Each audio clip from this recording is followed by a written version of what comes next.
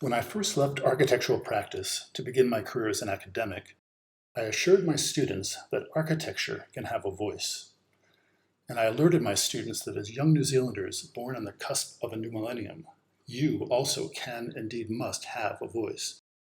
But like architecture, you can only develop a voice when you build upon ideas. For this reason, I would like to begin with a passage from a poem by T.S. Eliot, which provided the inspiration for the title of this lecture. For most of us, there is only the unattended moment, the moment in and out of time, the distraction fit lost in a shaft of sunlight, the wild time unseen, or the winter lightning, or the waterfall, or music heard so deeply that it is not heard at all. But you are the music while the music lasts. These are only hints and guesses, hints followed by guesses, and the rest is prayer, observance, discipline, thought, and action.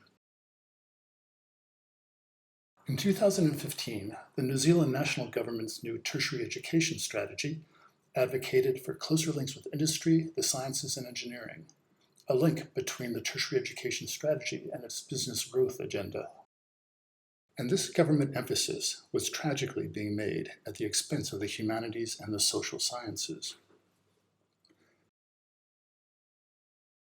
Our new Vice Chancellor, Grant Guilford, published an important rebuttal in the Dominion Post, writing, "The humanities and social sciences are not just about the joy of living. The arts, languages, and literature and other humanities subjects play a central role in the celebration and critical reinterpretation of our national identity and our place in the world. The humanities are also central to the cultivation of creative capital. Creative capital is the curiosity and insight that finds new solutions to complex issues." Professional subjects like architecture play an important role in the government's aspirations for greater links with industry and its business growth agenda. But architecture cannot be studied in isolation without drawing deeply upon the humanities and the social sciences. For professional disciplines like architecture to have a voice, they must be built upon the foundation of a knowledge of subjects such as philosophy and religion, history and political science, languages and linguistics, classical studies, environmental studies, literature, film, music, and painting. And when built upon this structural foundation, architecture can have a voice. Award-winning architect Labius Woods wrote, "Is architecture only an end product that people can physically inhabit, or is it also the matrix of ideas, concepts, and designs that serve as inspirations for constructions that can be inhabited? The views about it that prevail will greatly influence not only the direction of architectural education, but also the priorities architects, clients, and public policymakers set for the field in the future." Labius Woods is referring to the voice of architecture, architecture's ability to provoke as well as to provide. Architecture can tell stories about issues that truly matter: human laments, philosophical quandaries, spiritual quests, cultural empowerment, politics, and persecutions. The first time that I explored storytelling as an architecture student, I realized that I would never understand it or even recognize it if I looked only at buildings. So I began by looking at the humanities and social sciences and the tales they have to tell. Tonight, I will tell you 10 stories. Each tale is revealed first from the voice of humanities and social sciences, and then from the voice of architecture. I will begin with 2 stories told by paintings. The first painting tells a story about place, and the second, a tale about time.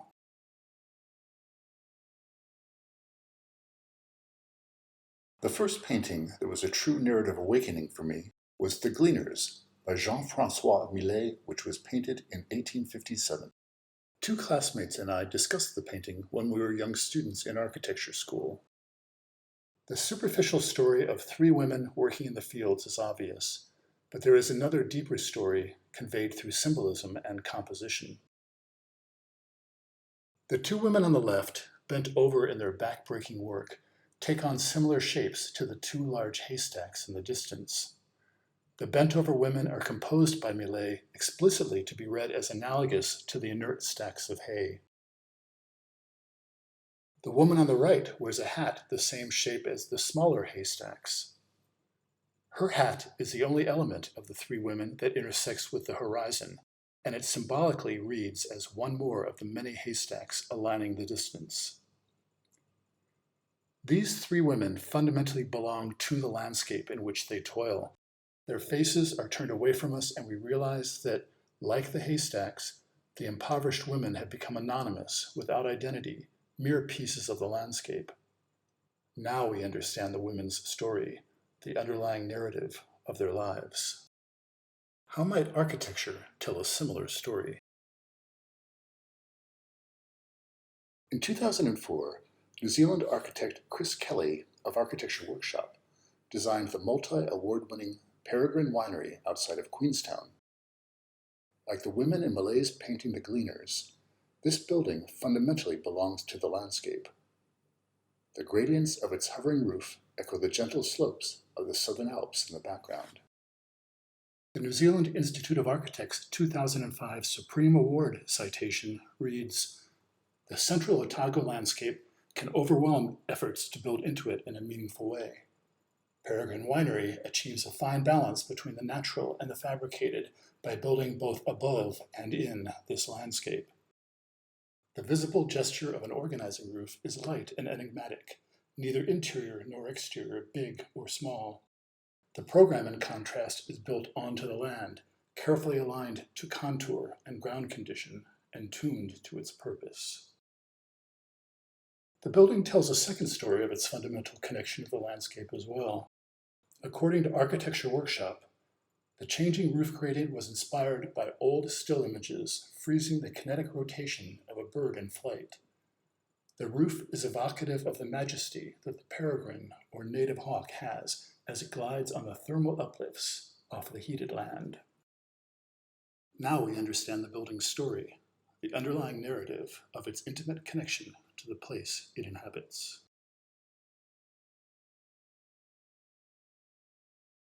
The next story draws simultaneously from literature, religion, and art history, as well as from painting. Author Donna Tartt wrote a Pulitzer Prize-winning novel called The Goldfinch, centered around this tiny 17th century Dutch painting by Carl Fabritius. The simple representation of a small bird on its perch is obvious, but the underlying story is far more poignant. By knowing art history, we recognize that the goldfinch was often used in Christian religious paintings to represent endurance and salvation. But this is a fettered goldfinch, trapped with no hope of escape. This is a story the artist is writing as much to depict himself as the tiny bird. Donna Tartt describes the bird like this: "There is only a tiny heartbeat and solitude, bright sunny wall, and a sense of no escape. Time that doesn't move, time that couldn't be called time. And trapped in the heart of light, the little prisoner, unflinching." When an artist creates a painting such as this one, that exposes their own heart and soul, the painting touches us personally. This is because we can universally relate to the little bird, so beautiful and proud, yet so vulnerable and trapped not just by the literal chain on its leg, but also metaphorically trapped by the edges of the canvas that represent the limitations of its entire world. Viewers of The Goldfinch not only see the story of a tiny bird, they recognize a shared, deep-seated narrative about their own lives as well.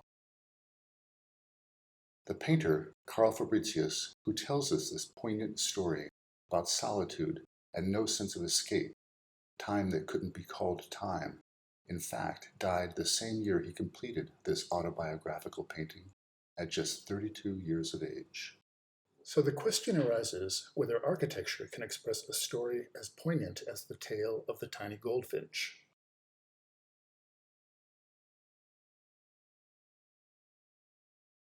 In 1936, Italian architect Giuseppe Turagni designed this tomb for Roberto Sarfatti, a young Italian man who was martyred during the fascist period. Like the goldfinch, the narrative of this work of architecture can be interpreted as time that doesn't move, time that couldn't be called time.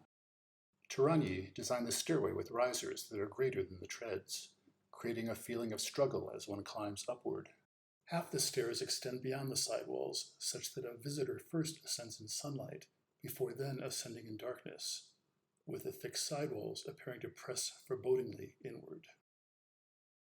At the top of the stairway, there is no landing, thus forcing the visitor to descend rather than remain in a place where they do not belong. Turanyi's design for a crypt contains a single rough stone column embedded permanently in the wall, symbolic of a doomed young man no longer free to venture forth, but instead forever trapped within the earth below. Time that doesn't move, time that couldn't be called time.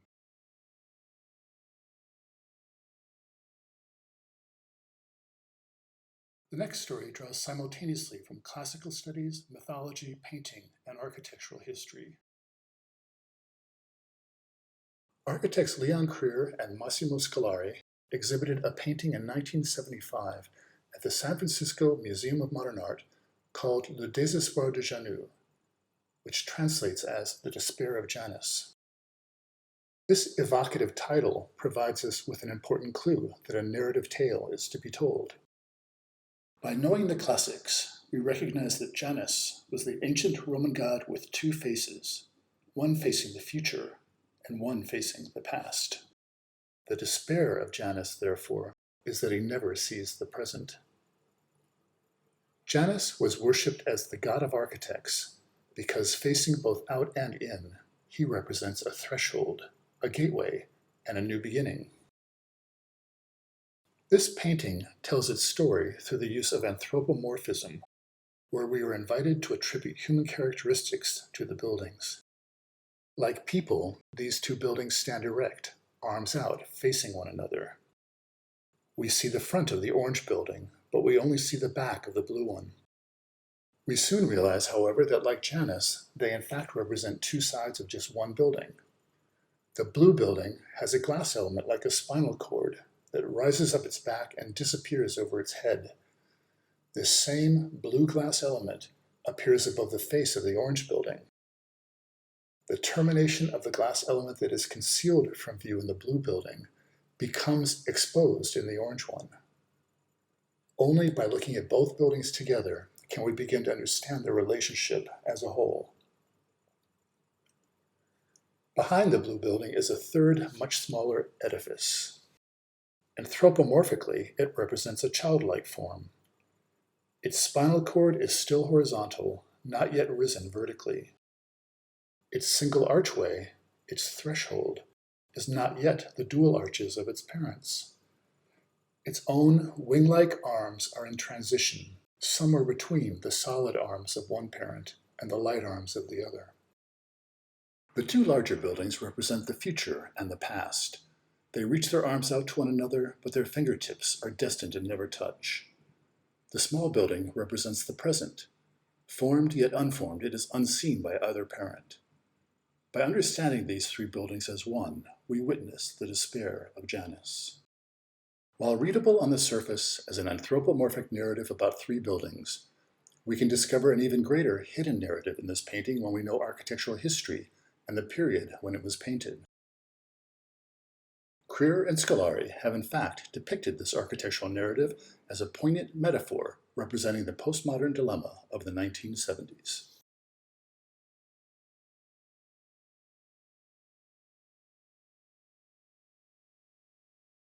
In 1959, Italian architect Carlo Scarpa was commissioned to redesign the ground floor of a 16th century palace in Venice, transforming it into the library for a cultural and historical foundation. Scarpa raised the new contemporary floor half a meter above the historic one, and he disengaged it from the historic walls. The old and the new never touch one another. And most significantly for the story Scarpa wanted to tell, he left one entire room unoccupied. But if you look closely, there is in fact an occupant. An historic column permanently embedded in the wall is indeed the living architectural inhabitant of the room beyond. Scarpa's new floor enters the room, but only a meter or so. The height of the elevated floor makes it impossible to advance into the past. Visitors from the present must return the way they entered. Like Janus, the past is in one direction and the future is in the other. This room, inhabited by the historic column, has one additional story to tell. Scarpa purposely did not raise the floor in this room, and every once in a while, during the high tides of Venice, the room floods. The historic space becomes one with the canals of Venice, and the column, the Heritage Palace's original sentinel, gazes upon its own reflection.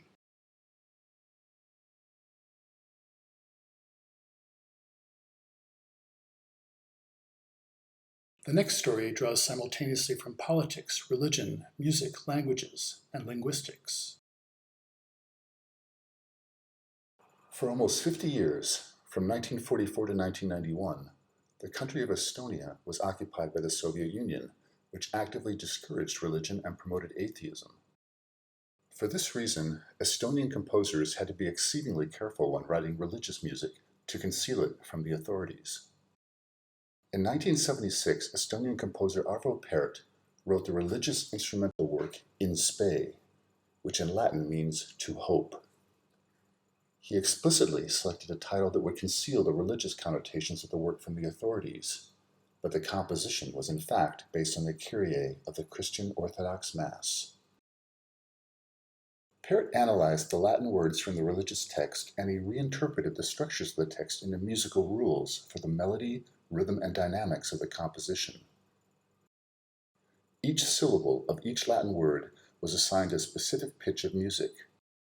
The number of syllables per word determined the number of beats per measure of the rhythm. And in this way, the sacred text remained in full view, yet unseen. Later, in 1984, Pärt rearranged In Spe for voices and organ, and this time his title was a line taken from the Bible's Psalm 137, but in German.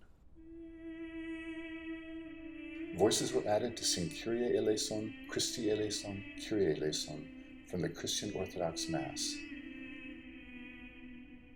But to conceal the sacred Latin text, Pärt removed all the consonants, and the voices only sing the vowels. Once again, the sacred text remains in full view, yet unseen.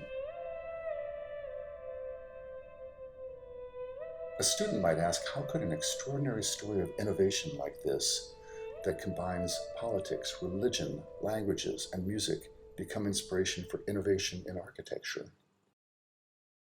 In 1982, architect Raymond Abraham entered a speculative architecture competition to design a Christian church next to the Berlin Wall at a time when religion was not allowed in East Berlin. And like Arvo Pärt, his concept was to conceal religion in plain sight. Raymond Abraham's original architectural concept sketches included a series of horizontal, vertical, and diagonal elements that would define a gathering space, but not be recognizable as a traditional church. His original concept was to arrange the architectural elements such that when the sun rises in the morning, these elements would cast a shadow of a crucifix upon the Berlin Wall, which would move continually across the wall from morning until dusk.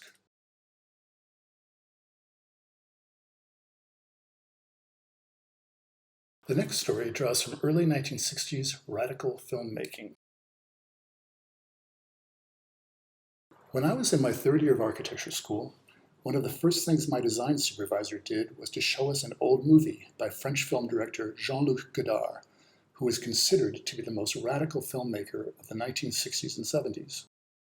Godard challenged the conventions of traditional filmmaking by drawing explicitly upon alternative disciplines such as history, philosophy, literature, classics, fine arts, politics, and architecture. My supervisor, John Haydick, challenged us to learn new ways of thinking about architecture by investigating radical filmmakers. The 1963 Godard film that he showed us was called Le Mépris, which translates as contempt. It is a film about the making of a film, about an epic poem from ancient Greek history, the Odyssey. So the film is a story within a story within a story.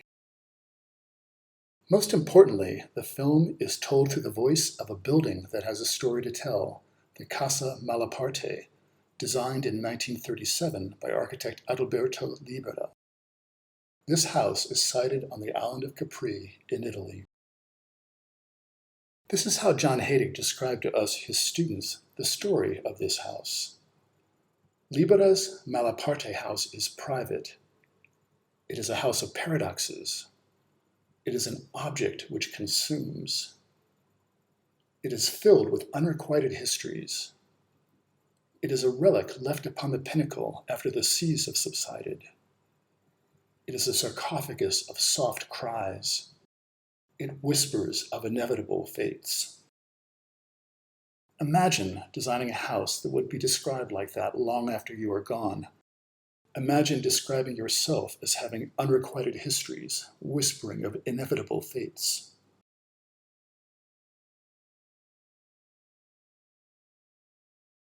The next story draws from philosophy.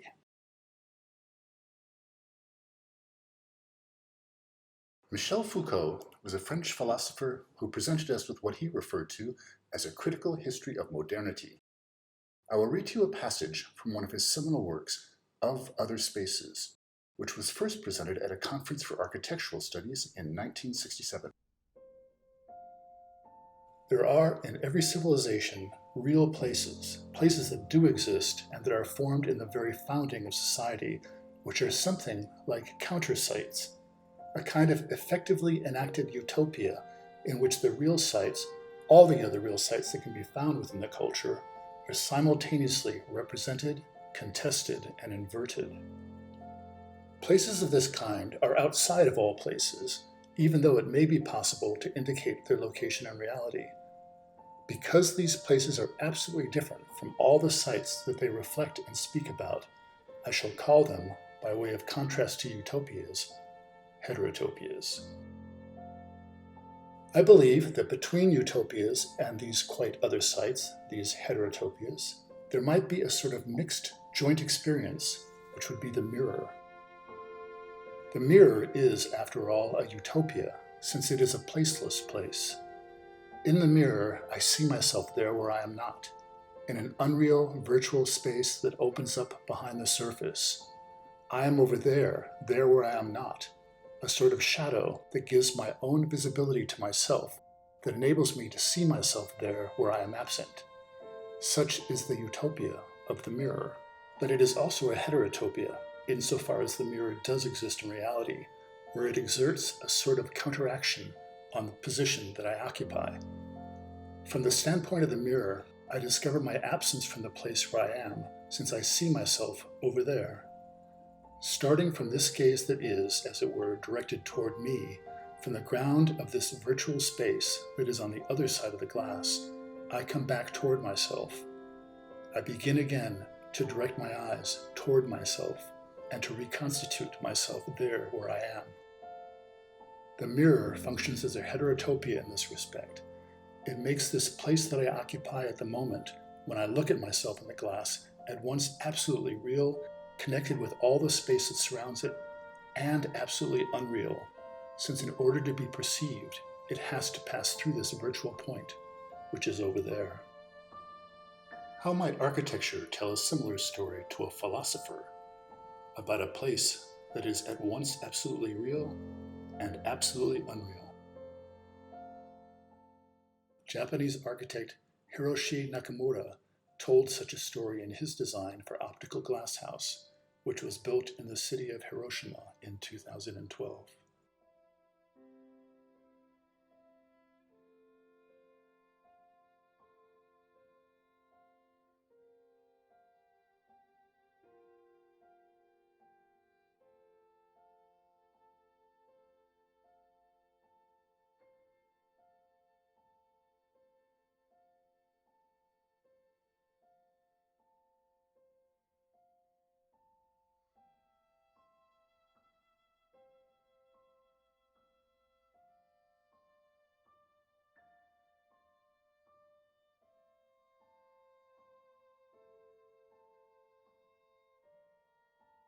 The three inhabitants of this house are the wind, the sunlight, and the rain.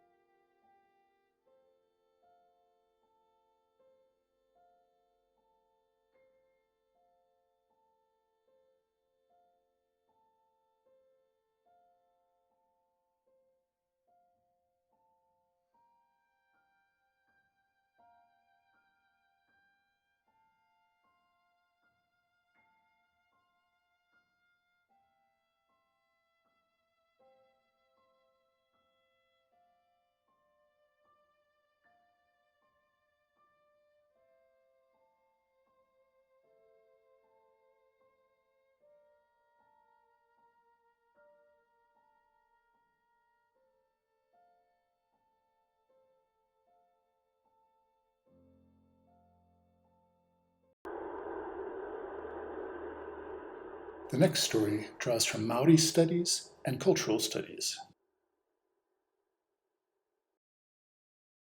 One of the most beautiful tales of Aotearoa is told by women in the form of the karanga. It is a spiritual call that has been heard in Aotearoa for generations, and it provides the medium by which the living and the dead of the manuhiri, or visitors, may cross the physical space to unite with the living and the dead of the Tanata Whenua, the people of the land. How might architecture draw inspiration from such a tale? My own first experience of a karanga when I first arrived in New Zealand was on the edge of a forest in Rotorua. The sound of a woman's voice emanated from the dark woods, the woman unseen. Later, in 2005, I used this moving experience to inspire my design for the New Zealand Tomb of the Unknown Warrior, which was to be located on the steps of the War Memorial in Wellington. The idea was to create a New Zealand tomb and memorial that represents the primordial forest of Aotearoa, from whose shadows the karanga will be eternally heard. In collaboration with my student and future academic colleague Erica Kruger, we designed this forest to become a home for the unknown warrior, one that would establish him or her as a symbol of all New Zealand. The memorial is designed as a grove of solemn bronze posts set within a shallow reflecting pool. The dark bronze posts and water symbolize the primal New Zealand forest that once defined our sacred shore. The shadows of these dark posts move slowly along the paving surrounding the memorial, marking time like a permanent sundial. The lower level of the memorial contains the tomb wherein the unknown warrior lies. This lower level steps gradually upward and sits within a pool of water like our island home. The black posts extend down through the memorial, surrounding the warrior and protecting them within the glade of trees. The glass tombstone is engraved with the words "A New Zealand Warrior" in both English and Te Reo Māori. Light enters the memorial through a similar tempered glass paver set within the reflecting pool above, reminiscent of light filtering through the tops of trees. The glass paver above is engraved with the same words as the one below, such that the silhouette of these words falls as soft shadows upon the walls and floor of the tomb. Nestled within these symbolic trees is a clearing, a glade, which holds a gilded sphere floating upon the water. We occasionally hear the sound of soft chiming as the sphere strikes the posts. The tomb represents a grove of sacred shadows, providing haven for the light and the soft sounds of music, the karanga, emanating forever from within. The golden sphere represents the spirit of the unknown warrior. Simultaneously, it becomes our own New Zealand version of the eternal flame. As the sun moves across the sky, we see bright reflections from the sphere flickering through the shadows of the primal forest. The reflections fade away at twilight, only to return again with the dawn. The next story, which draws from Pacific studies and fine art, illustrates how these ideas have been brought to life through my teaching. One of the most beautiful tales of the Pacific Islands is told by women in the form of tapa cloth. The rhythmic sound of women beating the mulberry bark is a ritual shared by every island nation. Each Pacific Island culture calls this bark cloth by a different name, but they all know it also as tapa, and its patterns and uses echo the heritage and rituals of daily life. How might architecture draw inspiration from such a tale? Niuean New Zealand artist John Pule saw these fabrics as incarnations of an architecture. By this he meant an organization of space, a constitution of the environment, a working of nature that made it habitable and gave it an aesthetic. He also thought they were like portraits and stories, expressions of particular lives. In Niue, tapa is called hiapo. John Pule drew inspiration from hiapo, translating it into his own unique form of contemporary art. His paintings incorporate mythical monsters taken from island stories as well as from his own childhood dreams, navigation compasses that represent the instruments of contemporary global commerce and narratives of migration, stick figures that echo his earliest childhood drawings, the Christian cross to depict the impact of missionaries. Pule says, "I did my first paintings trying to almost copy hiapo. I was working in grids because that's what I saw. Hiapo was basically made up of grids, and then these pictures and storytelling. I was able to express myself and use all these things that I had been thinking and dreaming about, building them up, putting them into this hiapo architecture and a Polynesian way of looking at things." When I teach, I invite each of my students to draw inspiration from their own unique cultural and personal identity. One of my young Pasifika architecture students lamented to me that she had spent most of her life in New Zealand and knew little of her ancestry. Her grandparents still lived on the tiny, remote island of her homeland, but Kafoa had not been there since she was a small child, and she remembered little of the language. I asked Kafoa if she might telephone her grandmother each week, asking her to recall the rituals of her island nation.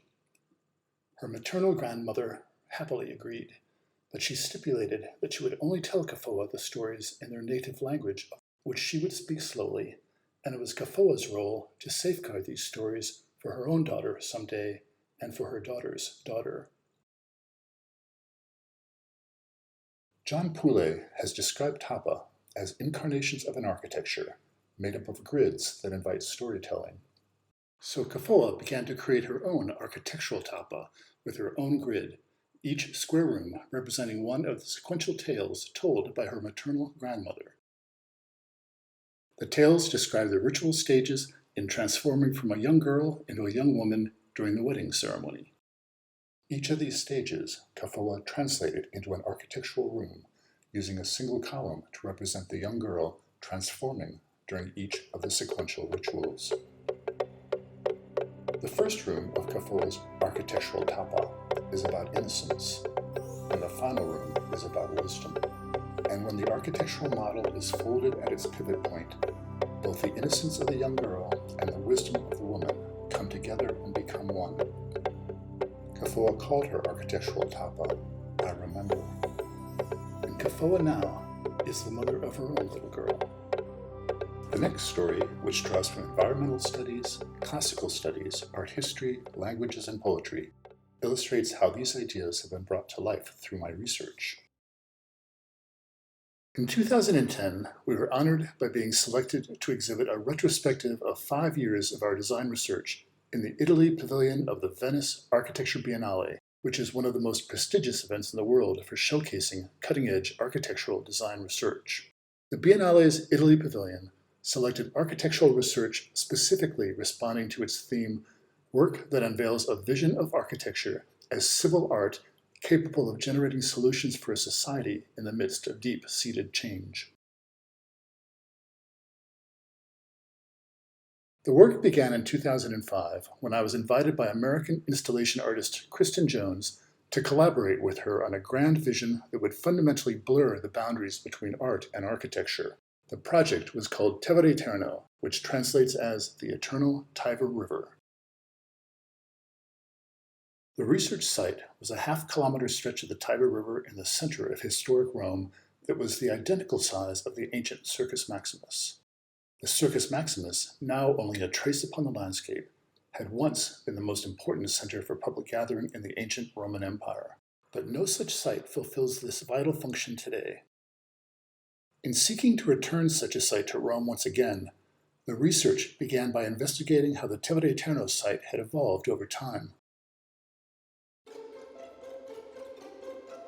The site transformed many times over the course of history, ultimately becoming the only straight segment of the Tiber River.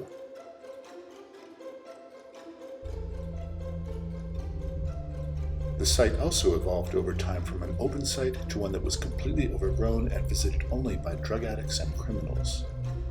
The principal research question asked how such a site in the heart of Rome could, by blurring the boundaries between art and architecture, be rejuvenated into an important civic center for the capital city while also renewing place identity for its people. According to legend, Rome had been founded by Romulus and Remus, who were suckled as infants by a she-wolf. The concept for Tevere Eterno was to reawaken the she-wolf on the Tevere Eterno site as a rejuvenated symbol of Rome's identity.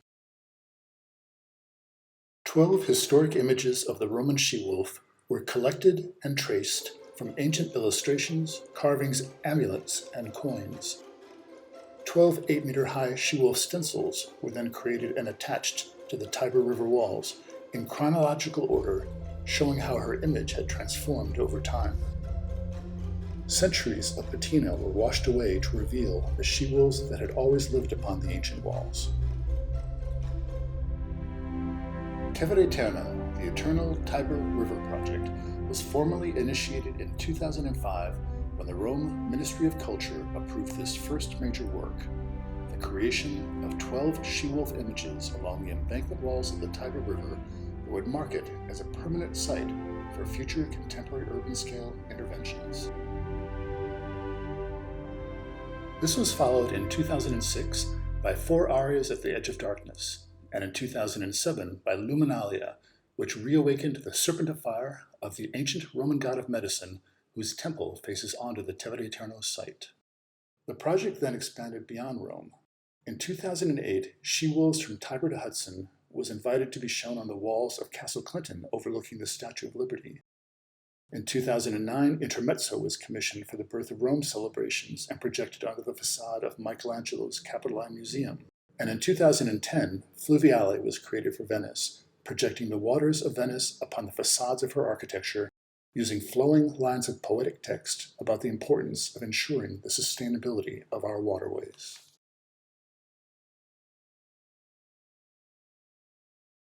The final story, which draws from literature and medieval history, illustrates how these ideas have been brought to life through my research in New Zealand. A few years ago, the Museum of Wellington commissioned me to create a new work for the New Zealand International Arts Festival to be located in their main exhibition space on a 3-story high atrium wall. I called this new work Vessels. Vessels was inspired by a passage in Book 2 of Dante Alighieri's epic poem Commedia, otherwise known as the Divine Comedy. This passage, written by Dante in the early 14th century, predicted that directly opposite Jerusalem, in the great oceans of the southern hemisphere, lies an island, above which shines a constellation of stars in the shape of a cross. If you research the latitude and longitude of Jerusalem, you discover that the island directly opposite Jerusalem is in fact New Zealand. The reason that this discovery was particularly inspiring for me was that Dante's epic poem declares that atop this island still sits the original Garden of Paradise. And so this became the inspiring narrative that I wanted to offer to New Zealanders. The title Vessels was inspired by a line in the Divine Comedy where Dante is told that each time an angelic vessel arrives to take new souls to this island of paradise, the vessel reflects light so radiant that the eye can barely endure it. Vessels initially required research in the humanities, interpreting passages from a great piece of literature. But later, Vessels required a very different type of research, the setting up of an off-site testing lab, soon followed by on-site full-scale experimentation. Like the form of the sacred island described in the Divine Comedy, Vessels was structured as 7 terraces suspended upon the museum's atrium wall. Upon the terraces, I placed 33 glass vessels of water representing the 33 cantos, or songs, of Book 2 of the poem. The 33 glass vessels were conceived and designed to vibrate in response to the movements of visitors in the museum. When no visitors are present, the work remains still. But when visitors gather, the vibrations send a myriad of light reflections from the glass bowls, in this way representing the sacred vessel in the Divine Comedy that reflects light so radiant that the eye can barely endure it. On opening night, when the museum was filled with visitors, the reflections began.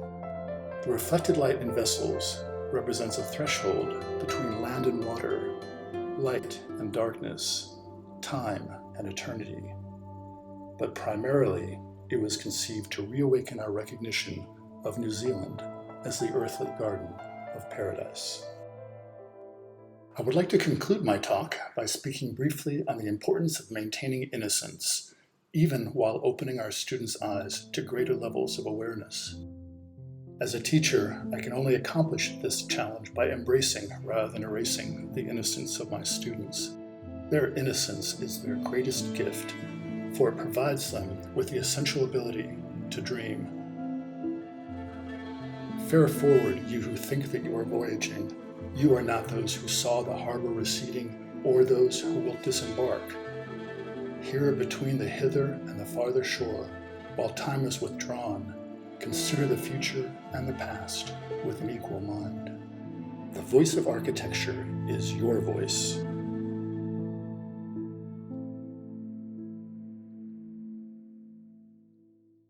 And for those of you wondering whatever happened to the trapped goldfinch, the artist Carl Fabricius included another story in his painting as well, a secret tale of hope just for himself. Fabricius stretched his canvas onto a wooden panel, and in the back of the panel he included a trap door, an escape hatch.